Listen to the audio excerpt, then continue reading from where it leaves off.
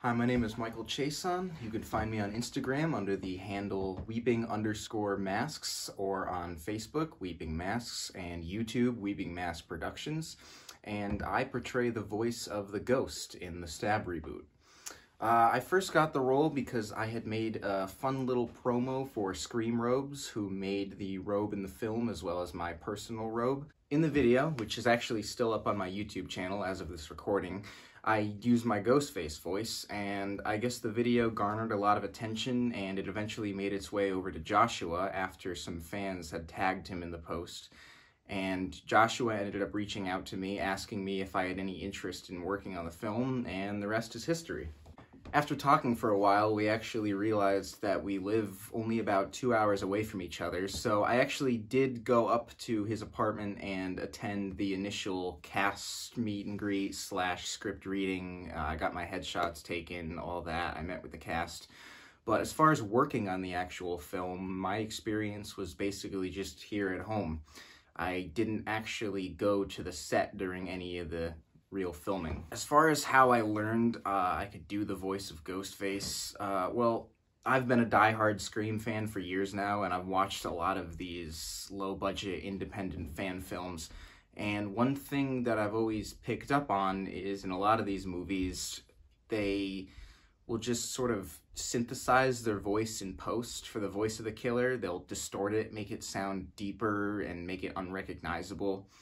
And obviously in the context of the film, the killers use a voice-changing device that lets anyone talk into it and sound like the same person. Well, in real life, unfortunately, that technology does not exist. So what they actually did was they had a voice actor named Roger L. Jackson who was on set talking to the actors over the phone in real time.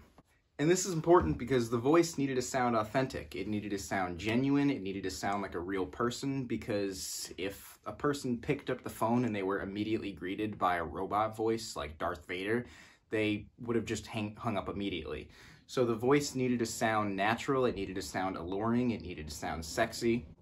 So I picked up on all these things, and I'm actually a practicing voice actor. I do a lot of different voice and character impressions, and so I knew that I had to learn Ghostface because the Scream movies are just so near and dear to me. So I studied the way that Roger L. Jackson talked, the way he pronounces certain words, his inflections, how he changes his tone, and so basically I tried to naturally, without using any sort of synthesizer, change my voice to sound more like Roger.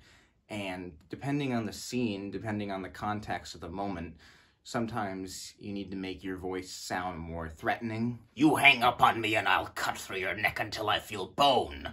And then other times, he needs to, like I said, he needs to lure people in, so his voice will be more calm and soothing. You like scary movies? What's your favorite scary movie? You're making popcorn? I only eat popcorn at the movies. Really? What? So if you're doing a scene and the killer is talking to a character for the first time, they're making their first introduction, you're not going to start off up here right away. You're going to start off slow. You're going to reel them in. You're not going to be threatening right away. But then as soon as you drop the bomb, which is usually in the form of a threat, or something that can easily come off as a threat, I want to know who I'm looking at. That's all of a sudden, that's where the tension of the scene rises. So you got to sort of accommodate your voice to match that. So as the scene progresses and the tension starts to rise, you got to sort of change your voice to accommodate that. It can't be slow and sexy anymore. It's got to start to sound cold and threatening. So really for me, it was just reading through pages of the script, scene by scene. Obviously, I didn't need to learn the whole script. I only had to worry about the pages that feature the ghost in it. And I would send Joshua recordings of my lines through email, scene per scene, and I would just react as if I'm talking to the person, but it's really just me talking alone in a room. So not really too exciting of a story to tell. It's not like I was actually there on set with the actors. I could have done that, but it's like a 2-hour drive away, and there was no way I'd be able to do that for every scene. So it's just easier for me to be able to do it from home. I actually, fun fact, was originally supposed to also play the role of Seth at the beginning, but I I eventually opted, this was after I had done the headshots and the cast reading, meet and greet, and the script reading. I kind of just opted to stay behind the camera and just stick to the voice of the killer. I had a fun time doing it. I'd do it again. Like I said, it's no sweat off my back. All I'm doing is just sitting there at home talking into my phone like a weirdo by myself, threatening people who aren't there. As far as I know right now, Stab 2 is actually in the works, so I've already been asked to reprise the role, which I'm going to do, because, why not? So if you did like what you heard, and you want to hear more of that, you can check out, like I said, my YouTube, my Instagram, my Facebook. I post sort of my own makeshift little fan films, I guess you could call it. I like to recreate scenes from the movies. I like to do promos for artists like Scream Robes, and yeah, more than anything, it's just fun to talk like the killer, dress like the killer.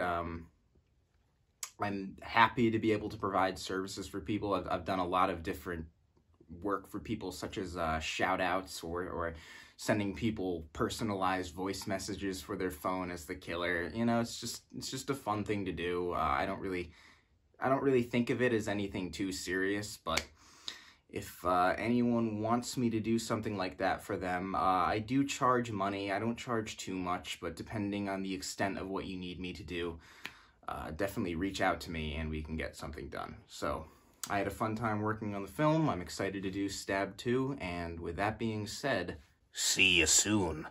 Real soon.